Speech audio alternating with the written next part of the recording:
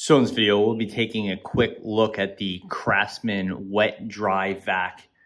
This is the 12-gallon model, which I believe is the most popular model. It's hard to verify that, but 12-gallon, 6 horsepower peak. And the model is CXM EV BE 17594, 12-gallon, 6 horsepower. There's a few different models. Maybe you picked up the 6-gallon, the 12-gallon, the 20-gallon. It's sold all over the place. So that may be the 45 liter, 34 liter, 22.5 liter, depending on where you live. But it's a pretty full line of wet dry vacs. This is a brand new model right out of the box. And I wanted to talk about the accessories it came with, as well as how you get started with the vacuum. Okay, I've placed the vacuum off to the side, and now we're looking at the parts that are included with it. This is gonna vary a little bit based on which model you get. You could use this guide right here. Just pause the video and you could see what your vac comes with. But basically, you have your hose here. That's the main piece. You have these right here. You get 2 of them. That's an extension wand. Casters here. These are the wheels that will go onto the vacuum. They attach to this. This is called a foot.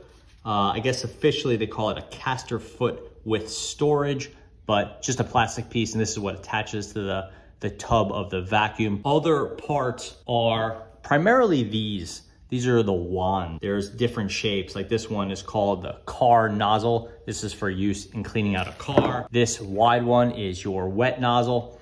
That's for cleaning up, obviously, wet debris or flood or some water spillage. This is kind of a standard called the utility nozzle. You have these little clips here, which are a little bit confusing, but these are the hose clip assemblies. You'll use these later on. When you take this thing out of the box, it's very importantly missing the carry handle. It just doesn't ship with this installed. This is it. Comes with a small set of screws, which are very easy to lose. Filter bag, only one is included. Lastly, of course, you have your instruction manual. So it's basically everything that's gonna come with this model. If you have a smaller model, like a 6-gallon, you may not get, say, again, to refer to this, if you have a 6-gallon, maybe you don't get the wet nozzle. If you haven't owned a vac like this before and you're trying to figure out what's going on with it, there's a very handy guide on the side. You see the different parts listed out. You got your carry handle. Here you have a very prominent red on-off switch. Here is your label. It's gonna tell you the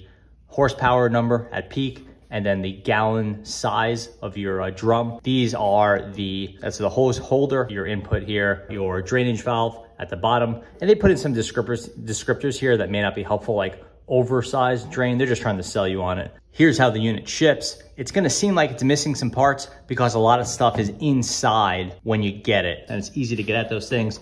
There's handles here. You flip it up, and then you could take everything apart. Later on, you'll have a handle installed so you could pick it up using the handle. Okay, so we're gonna jump into the parts. Your carrying handle will go here. This is your on-off switch. On, off, the I is on, the O is off. Here's your inlet. Right here is a guide, so you know the direction for installing it right here, inlet. Holding latch, carrying handle for the entire unit. If this has any amount of liquid in it, I mean anything really, but in particular liquid, you don't want to pick it up from here. Even the carrying handle is not ideal. You really want to use these side handles. Unit information about the filter, it's very important. If and when you change the filter, hopefully when, you want to get the right one. Some more model information here. Most importantly around kind of voltage and some other restrictions like that. Here's the port, the blow port. Intakes, don't want to get those blocked. This is your power cord. This is a standard 110 US adapter, maybe different where you buy it. There's the inside of the tub there. If you're curious, this one is just about, let's call it 19 inches on the diameter, and it is about 11.5 inches deep. Sometimes it's cost effective just to size up. If you do expect to have any flooding, the extra capacity is gonna be good. If you just vacuum out your garage now and then, you don't need a 20-gallon. Here's the inside or the underside of the vacuum. Again, up top is the motor unit. That's doing all the heavy lifting here. And here you have the filter. The filter is replaceable. It's a kind of a large paper filter. It comes installed. So you don't really have to mess with it too much initially, but you can change it out over time. When you want to swap the filter, it's very easy. This is all rubber up here, so it's a little confusing.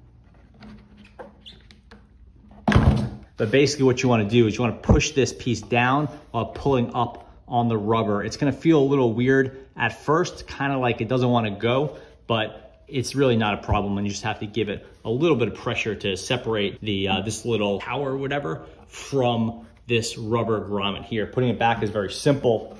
Just push it down, and there you go. The main part is getting this rubber around this little nub here, and now the filter's back in place. As you already know, or shortly are going to discover, that one of the biggest problems with wet dry vacs like this are that they're extremely loud. I plugged this one in. We'll do a quick volume test. The unit or the vacuum is 2 feet, so 24 inches away from the camera right now, and I'm going to turn it on in an enclosed garage. Let's give it that audio test. So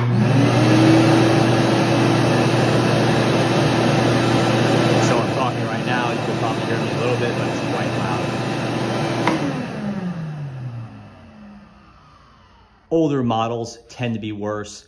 Bigger models tend to be louder. So there's some variability here, but these things are pretty loud. You know, not really terrible like some of the older models I've used to use, but they are quite loud. You're probably gonna want some hearing protection, especially if you're using it in a basement. It's quite easy to get started with the vacuum. All you have to do is get these caster covers and get this itself. This is just called a caster. This is just a spinny wheel.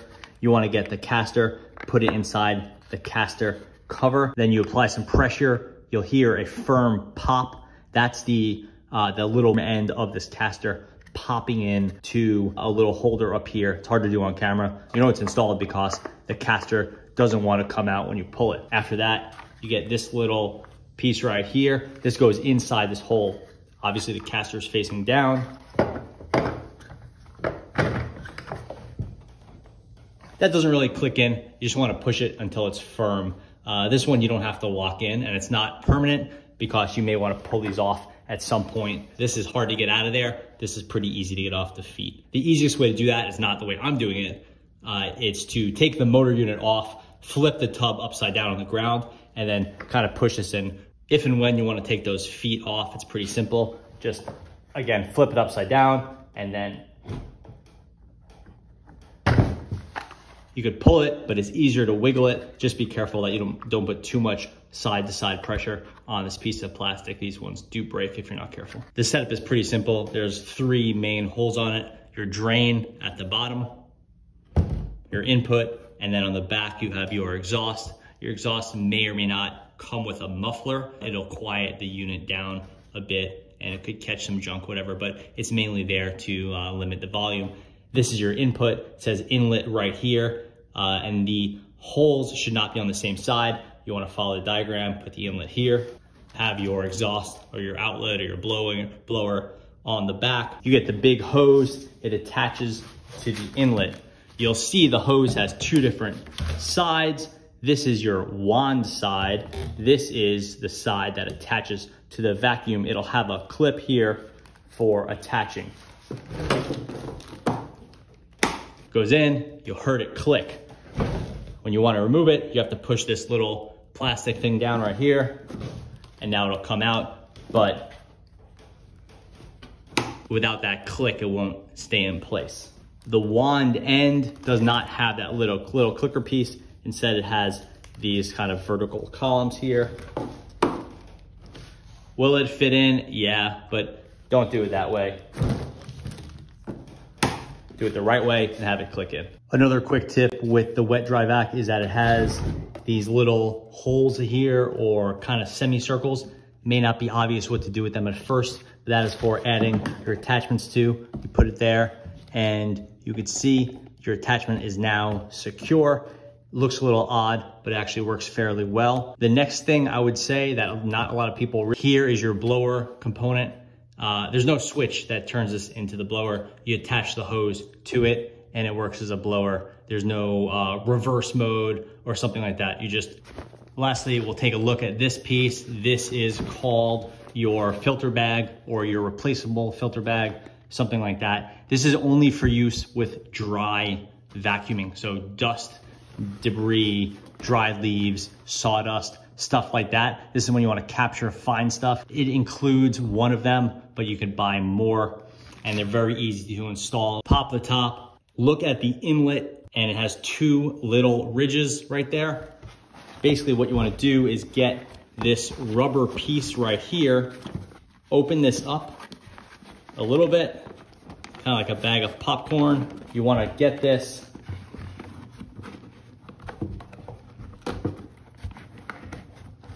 wrap it around so that piece of rubber is forming a seal, and it's in between those two pieces of plastic there.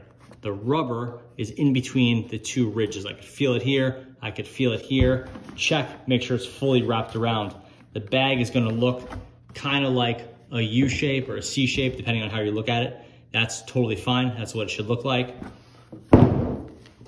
And as you run this, this will fill up and it'll collect all your dust instead of it kind of just swirling around in the bottom. And that's how you use the replaceable filter bag. Eventually, you take this piece off, slides it off. Kind of some of your pieces are still there.